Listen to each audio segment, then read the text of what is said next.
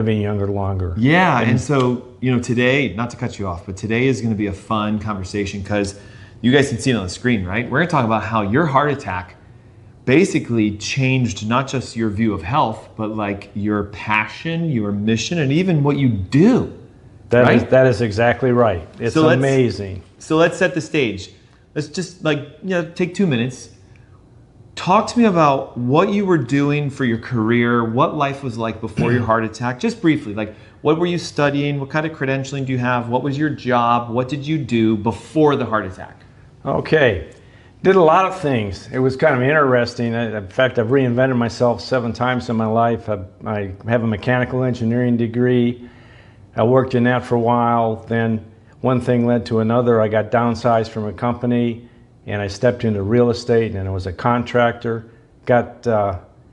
Was successful at that, and due to the economy, things fell apart, and I had to start over again. Was this like in 08 during the first major crash? No, this was back in the 90s. Oh gosh. Okay, yeah. I'm a little older than a lot of people. I was in college in the 90s, so I know what you're talking about, but go ahead. And, excuse me, and that led me to being a plant manager for a small plant in Statesville. And I looked at it and I said, I think I'm going to get my MBA. So at age 54, I went back to school. Wow. And got my MBA. Hold up, let's talk about that real quick. So most people at 54 are like, I'm about 10 years from quitting. That's exactly right. Let's talk about that mindset. So at 55, you said? I was at 54 when I enrolled in a master's program. In? Business. Okay, and an MBA. Yeah. Took me 2 years, graduated August 4th. Holy cow, 2 years to finish that? That's pretty quick. August 4th in 2001. Sweet. And okay. our business was set to double the company I was working for. Then 9/11 hits. Yeah. And all of a sudden, I get laid off in January of 2002. Yikes. And found out people didn't want 56-year-old people, even with an MBA, in my experience. Oh, it's like a new, I can see So that. it was all started. I ended up in retail land. I worked for Home Depot for a little bit, and then was in Lowe's. Okay. And one thing led to another, and I eventually ended my working career working for a roofing company in business development in the Triad, which is the Raleigh area, right? Winston-Salem, Greensboro, High Point. Yep. And during that time, that's when I had the heart attack at age 63. Now, but that's our main topic. So thank you for bringing us up to this. So well-versed, well-educated, multiple, I'll call it industries. Mm-hmm. So do you have any, like leading up to that, did you ever have a sense that you were going to have a heart attack? So like 45, 50, 55, any signs, signals, palpitations, arrhythmias, high blood pressures? Was there anything preceding the heart attack that your doctor said, like, Roger, you really need to pay attention?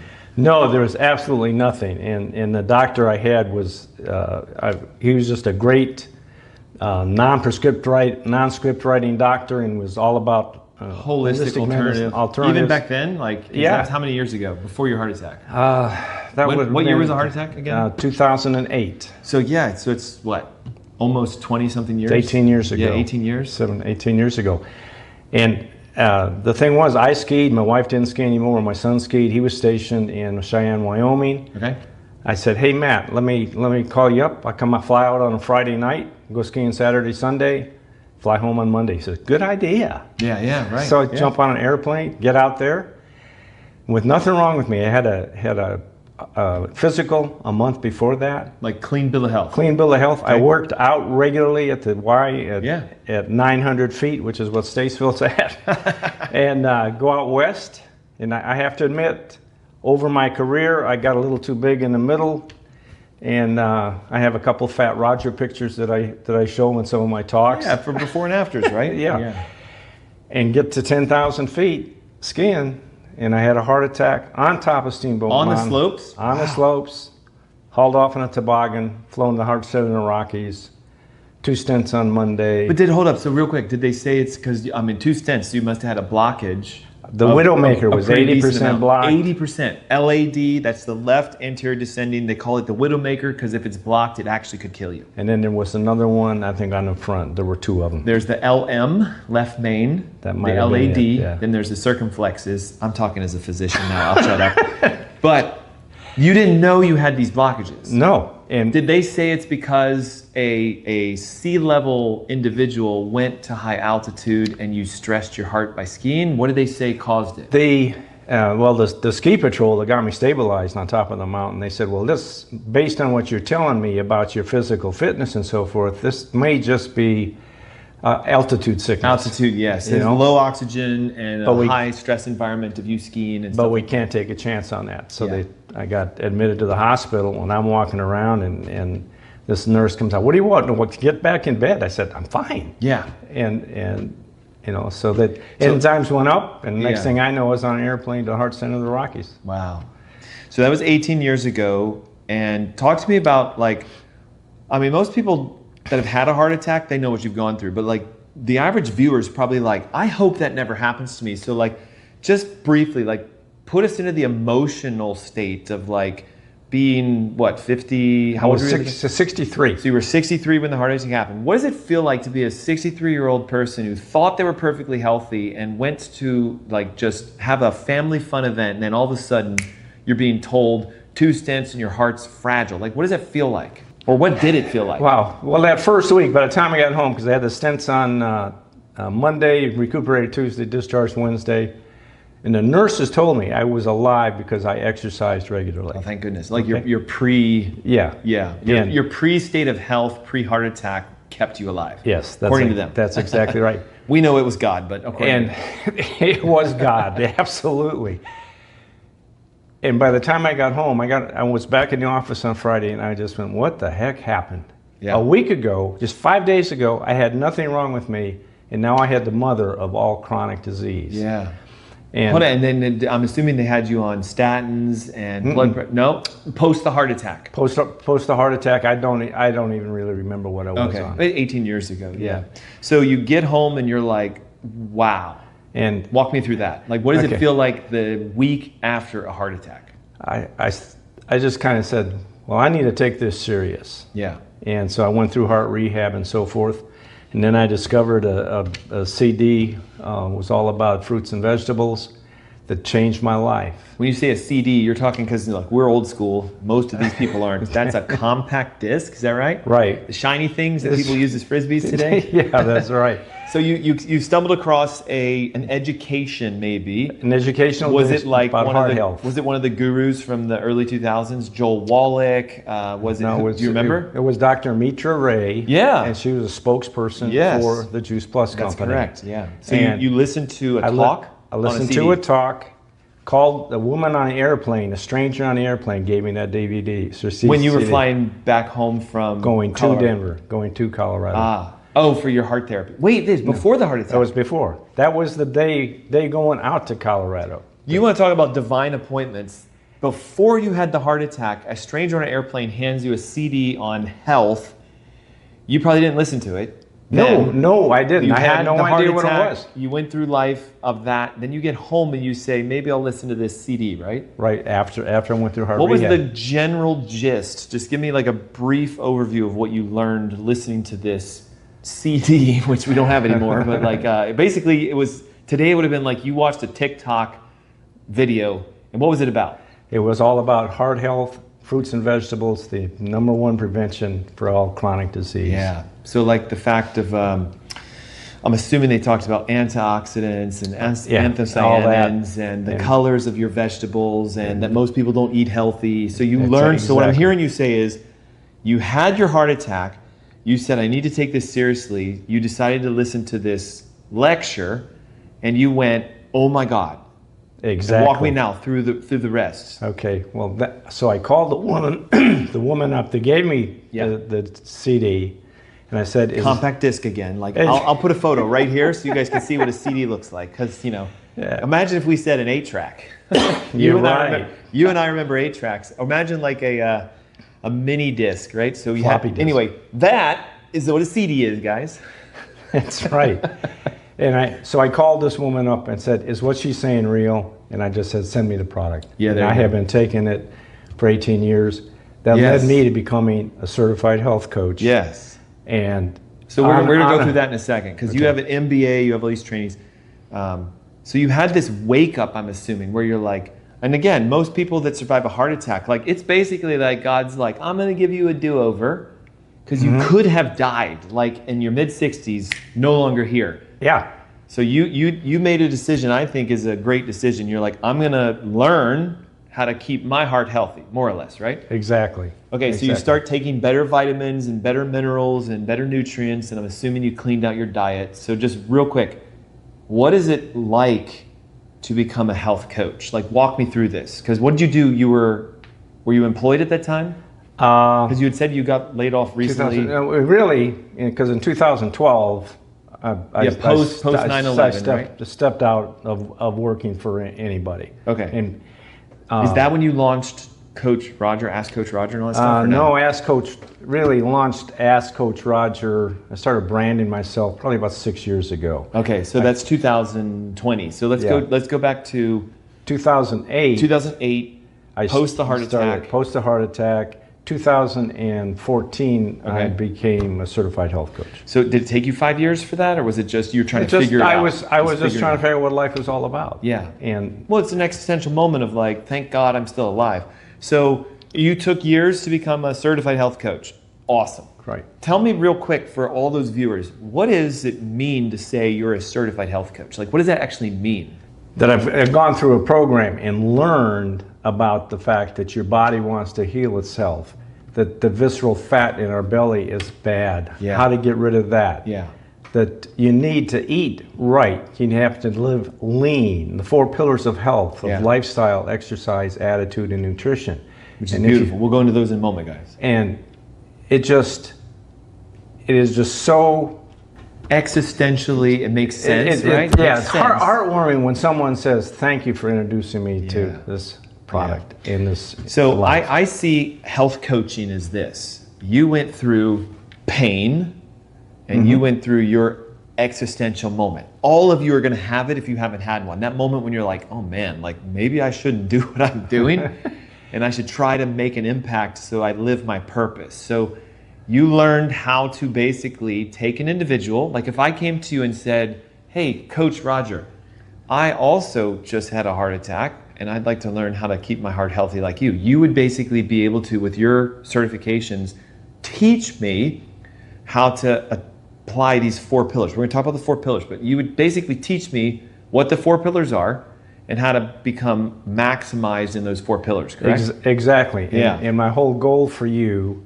is for you to maximize your health span. You maximize your health span. You mean like how long I can be on this earth? No, not so much lifespan, but health span. So could you explain that? Because I'm pretty sure you thought he said lifespan like me. So what is a health span? Health span is living healthy, where you feel good. One of the biggest things I learned as I got into this nutrition was I didn't know I felt bad. Yeah. But you detox and get rid of the bad stuff that you've been putting in your body that you don't think you're putting in your body. Yeah. But because of the sad American diet, the standard American diet, we're putting junk in our bodies daily. So not to interrupt too much, so the standard American diet, I call it crap. Ready? Carbonated beverages, refined processed foods, artificial sweeteners, and again, packaged foods. Crap. So we eat physical crap. Too many carbonated this, that's, the others in the cans. Too many artificial things. Oh, sorry, I missed the R. Too many like refined foods. You know, like I'm going to take isolate proteins and I'm going to pull stuff out of them.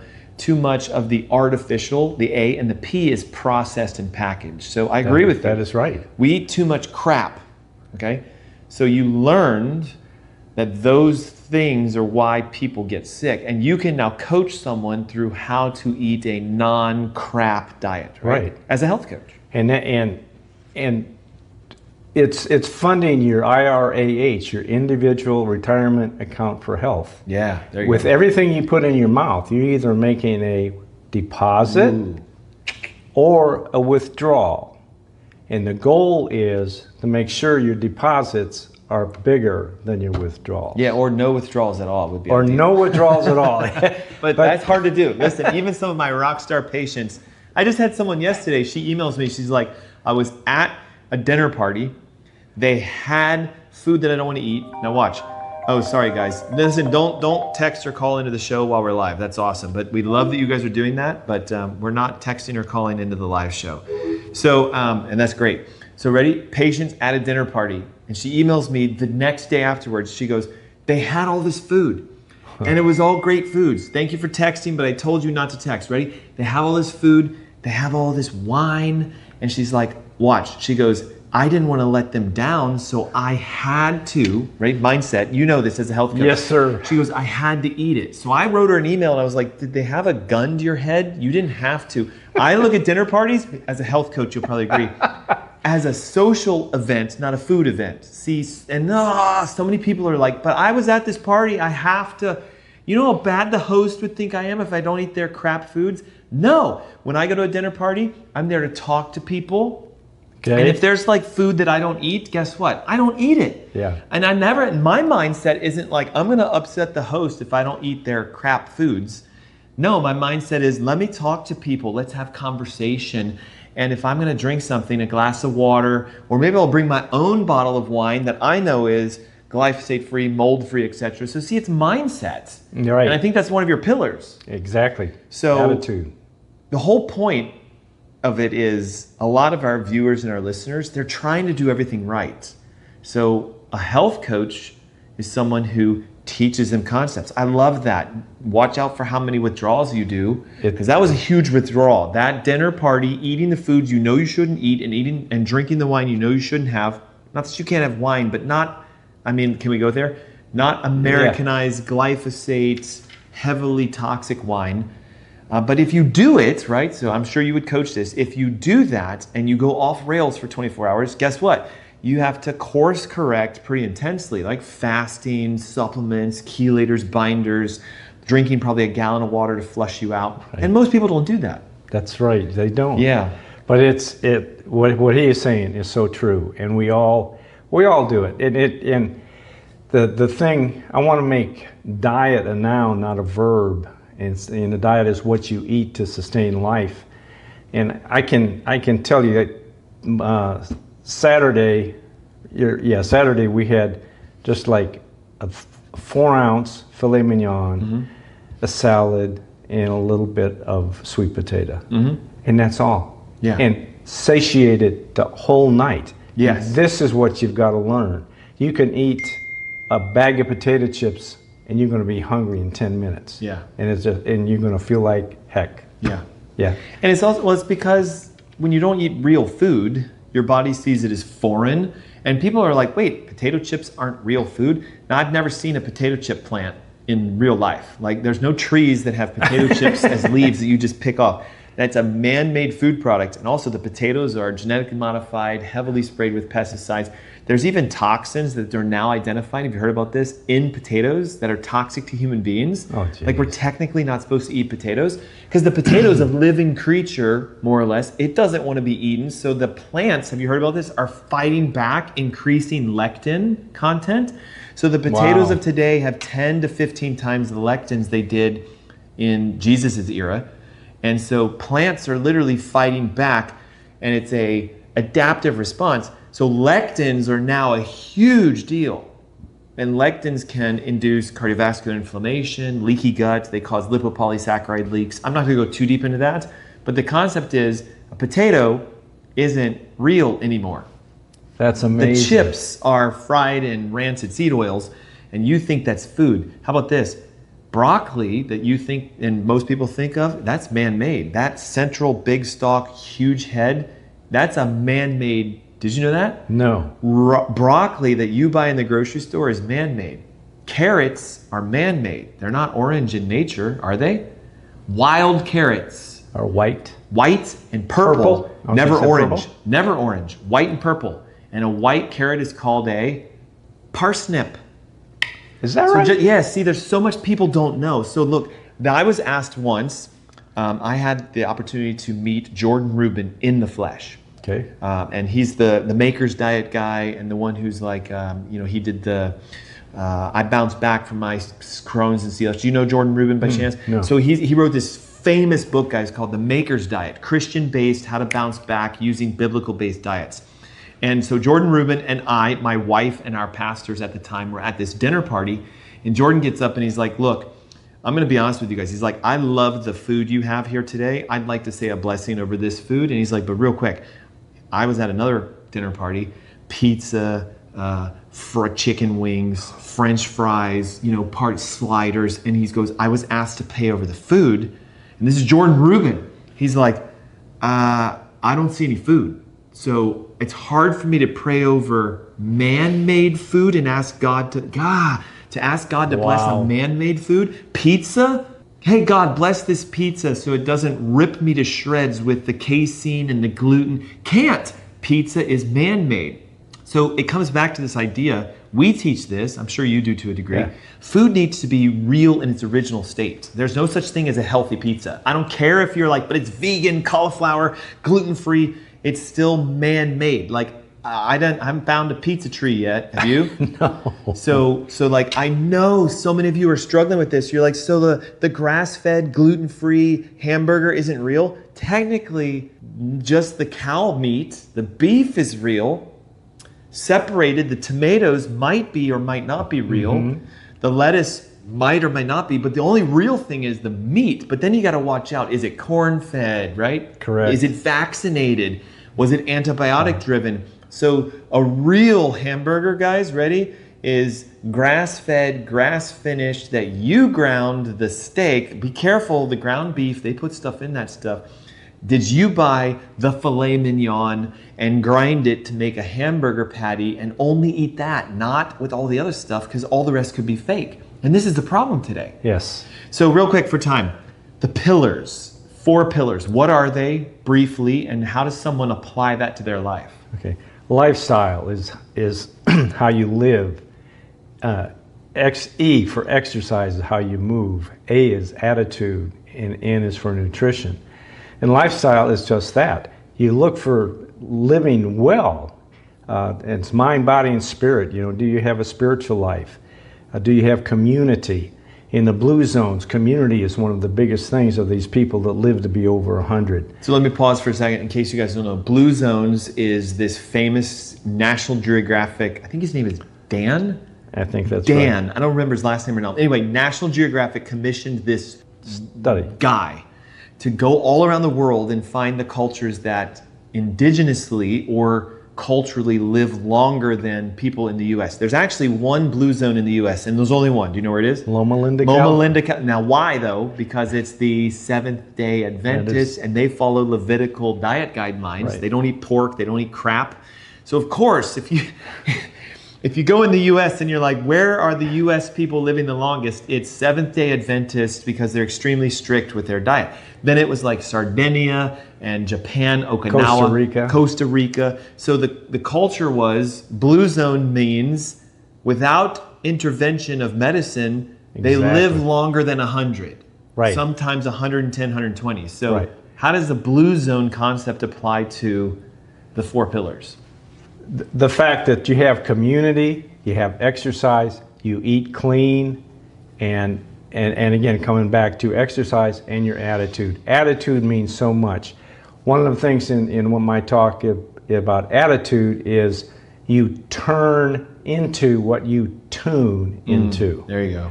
And with all this hatred and vitriol stuff that's on the internet and in news media, it just makes you sick to your stomach. So you're saying if I wake up every day and I turn on NBC, ABC, Fox, and I listen to the news, which is designed to be dramatically, stimulatorily negative, because listen, I hate to say it, why do so many people, when they're driving, look to see there's a car accident?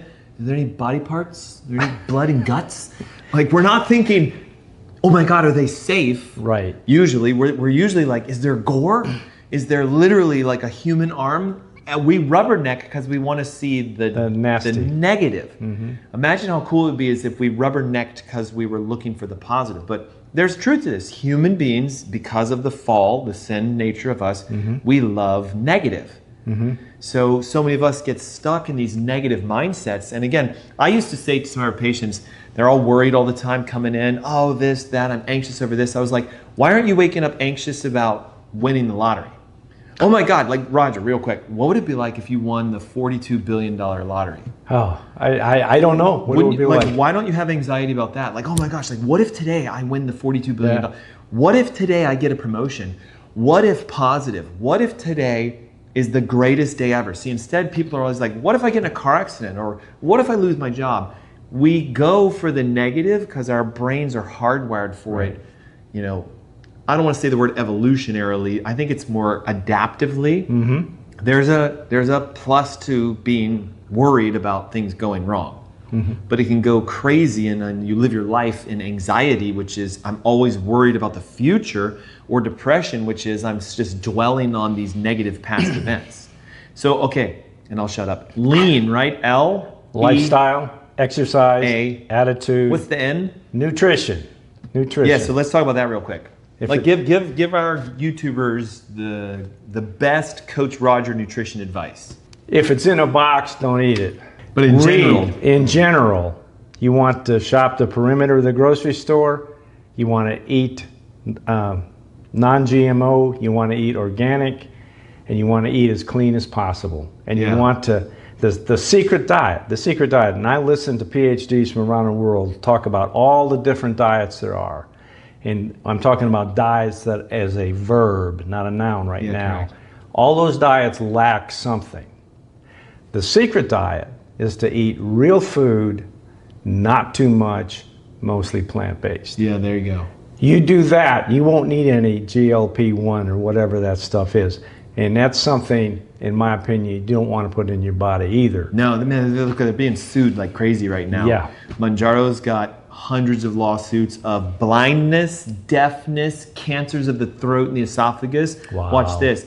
Pancreatic issues, gastroparesis, because again, if you take a peptide, GLP-1, that God already made, we have a cell inside of our guts that make GLP-1. If you don't believe me about that, check out my previous videos on how to make your own GLP-1. But watch, GLP-1 is designed to be secreted and it's supposed to be broken down in like minutes.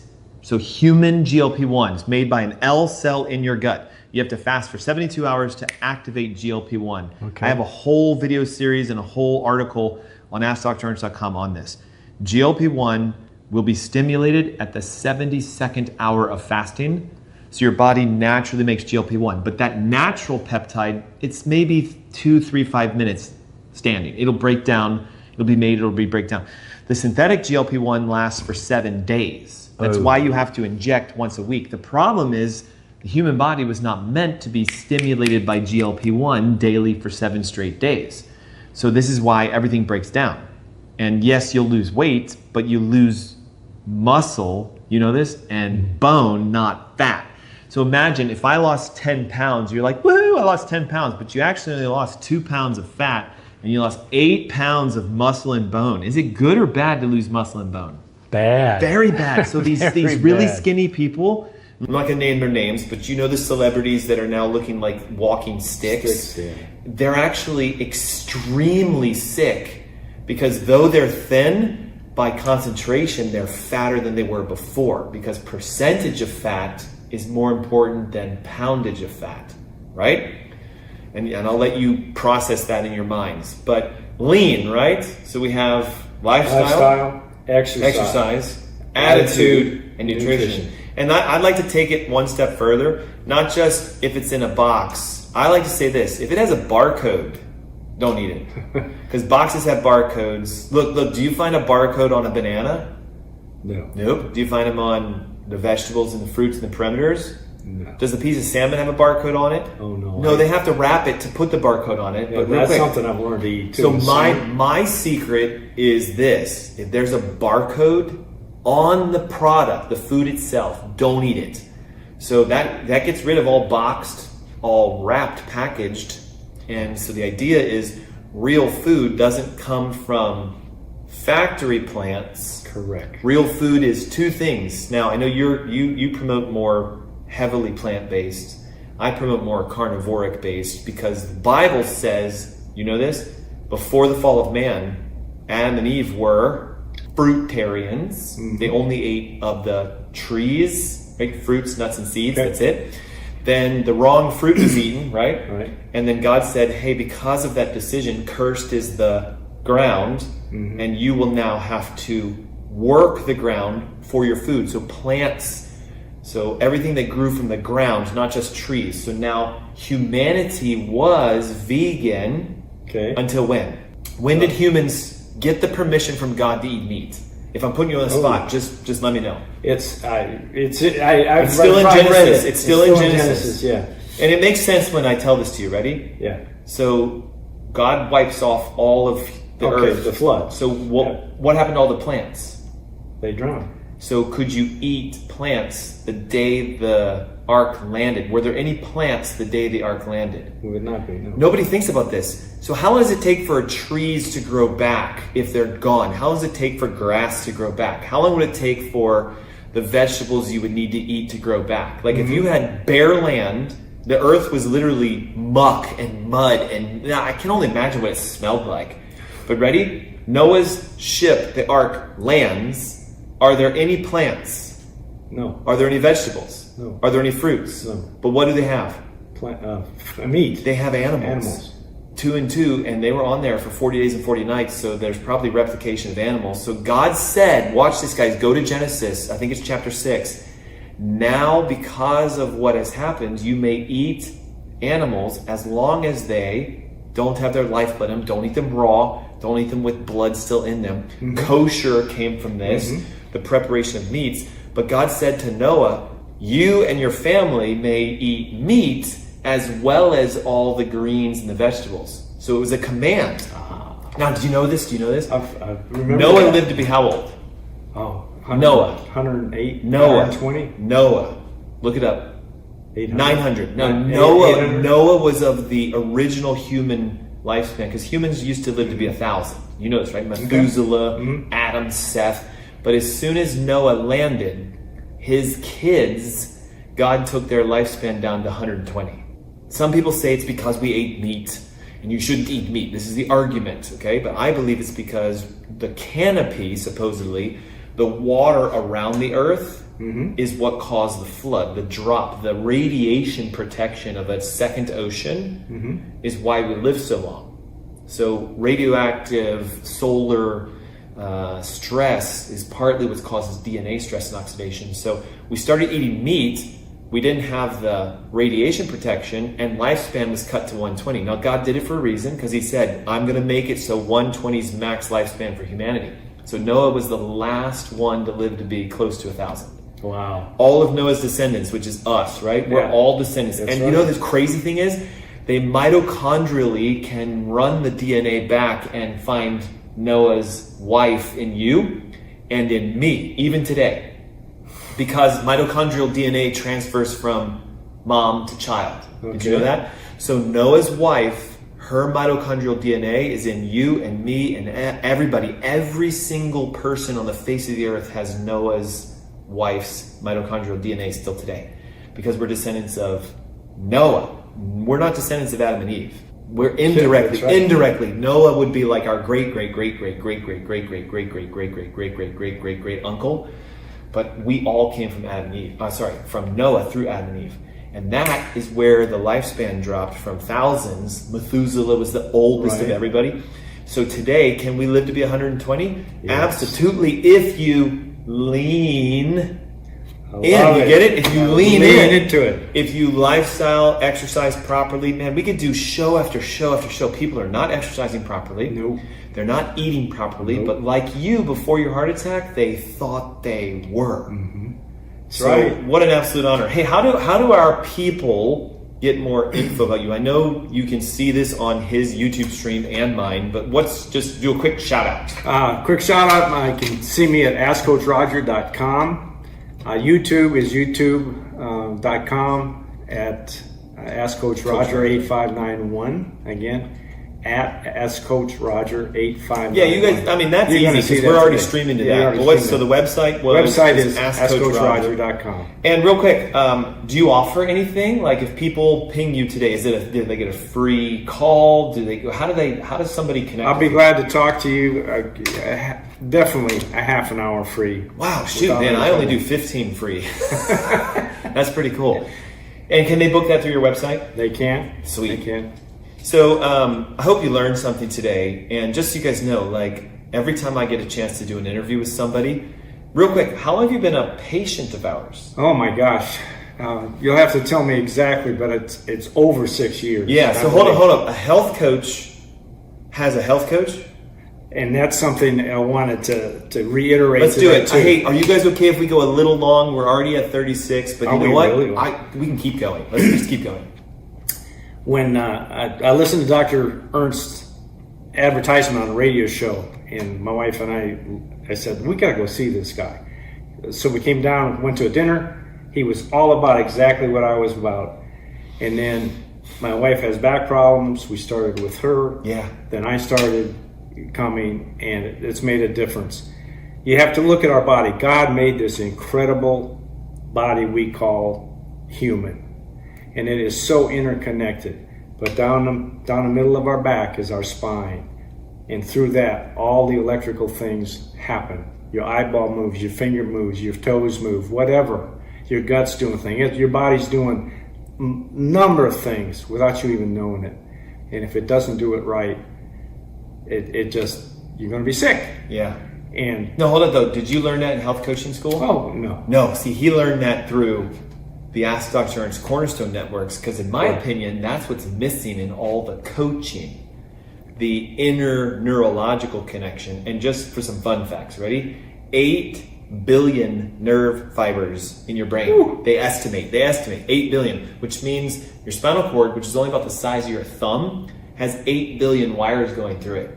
And if even the slightest pressure is on the cord, you could diet all day long, but your heart wouldn't get better if heart nerves are compressed or lung nerves. So that's what we taught you. Right. So you start getting your spine fixed. And real quick, like, how did your health jump since that? Because you're a coach. Like, you should be able to coach yourself. But how did you jump by learning what you learned with us? It helped me keep on going and not making withdrawals, but continually making deposits. Man, look at that. And when I make a withdrawal, we were in Long Island last weekend. I made a couple of small withdrawals. Everybody makes a withdrawal, but I've put them back since. Anyway, you have to do more.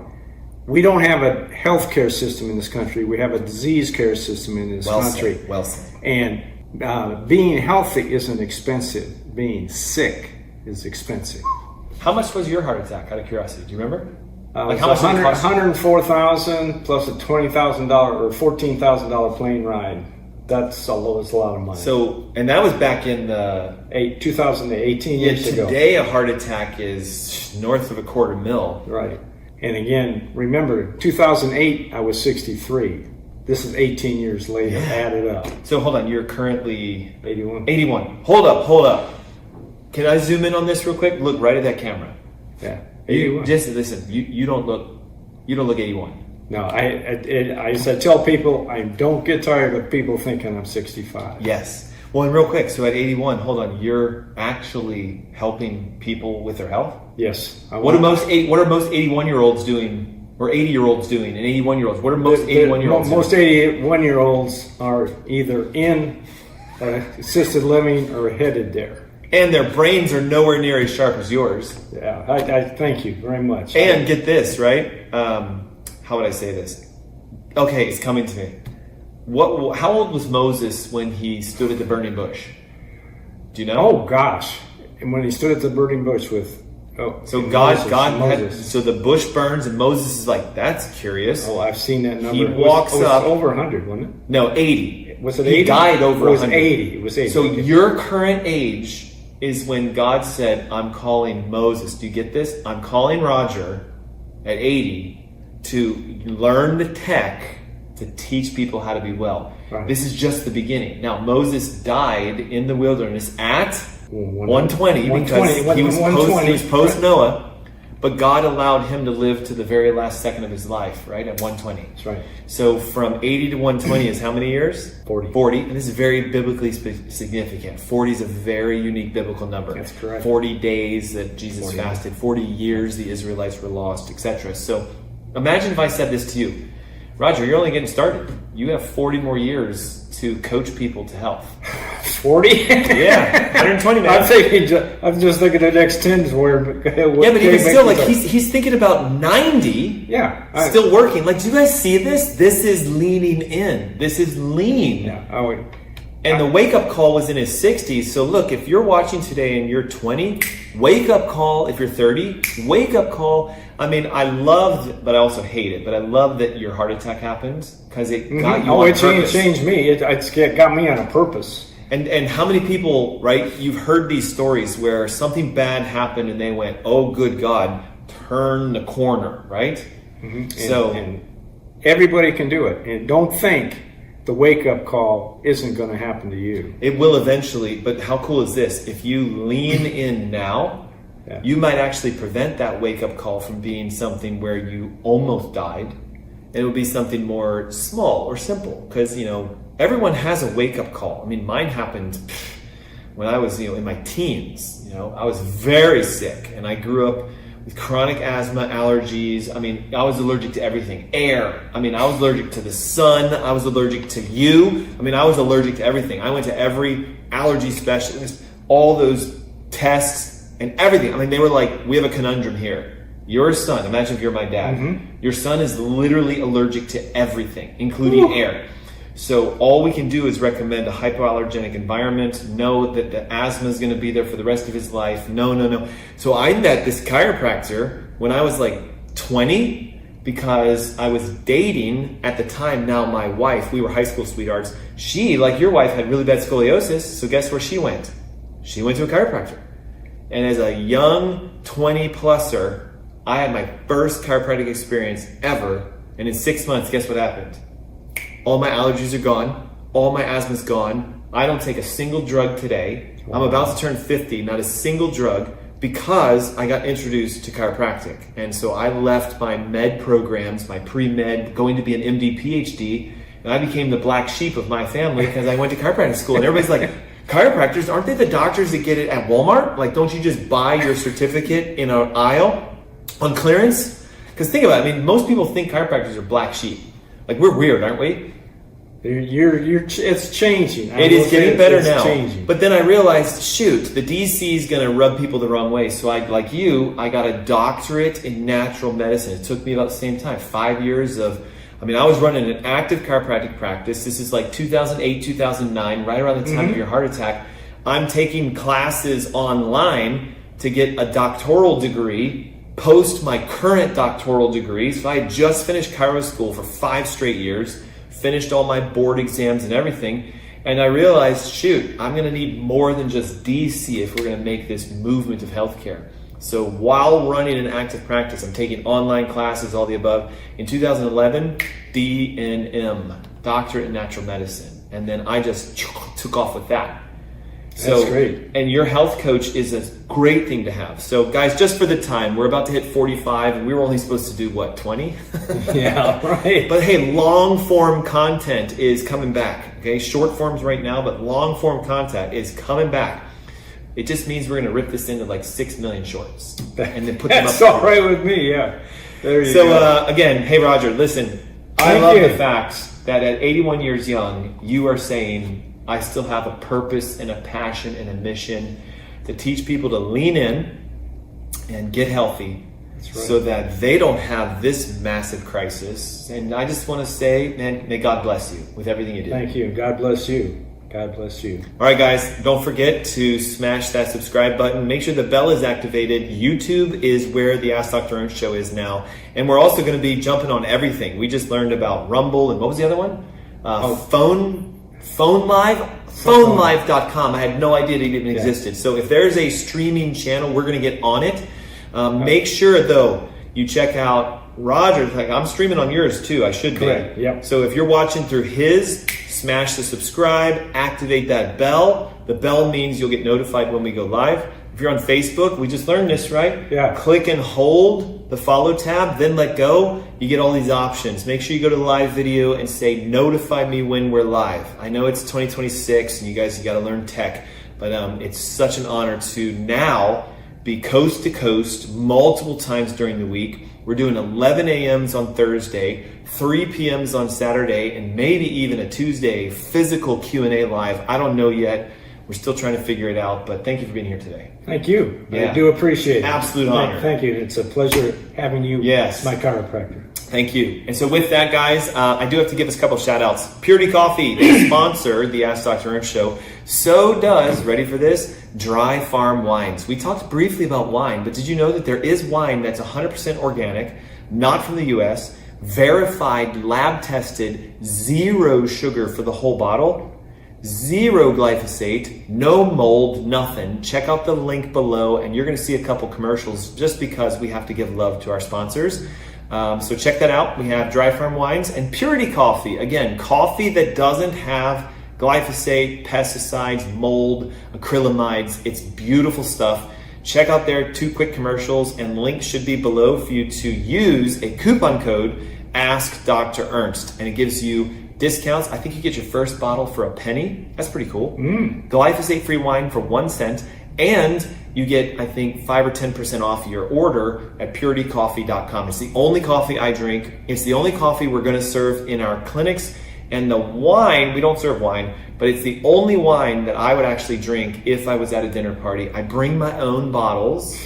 They're from France and Italy, Portugal, Austria only, because there's no, the European nation, you know this, right? No glyphosate is allowed over there. It's biodynamically farmed, and it's amazing stuff. Literally less than 0.75 grams of sugar. So that means, ready? You know what that means? I can drink the whole bottle myself. My blood sugars won't bounce. I won't get drunk, because what makes you drunk is the sulfites, and it's the mold, and it's the glyphosate, because your body's like, oh, look at all this crap. And so you feel weird. Believe it or not, you can drink an entire bottle of Dry Farm wine and your sugar won't budge an inch. Your ketones won't drop and you won't be buzzed. You'll feel the effects of the relaxation, but there's no negatives.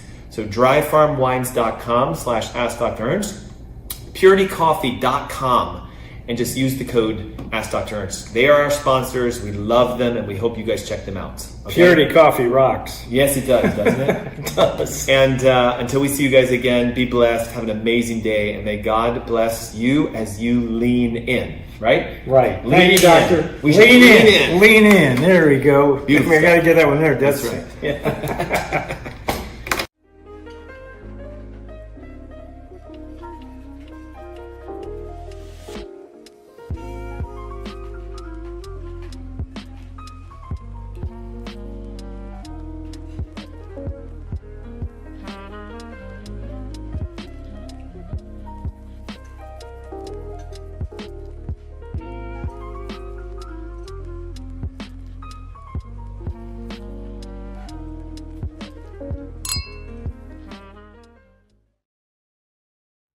You know, we all know about cancer and common cancers, so endometrial cancer, skin cancer, liver cancer, prostate cancer, colon cancer. Yeah. These 5 cancers, people who drink coffee have a lower cancer mortality from these.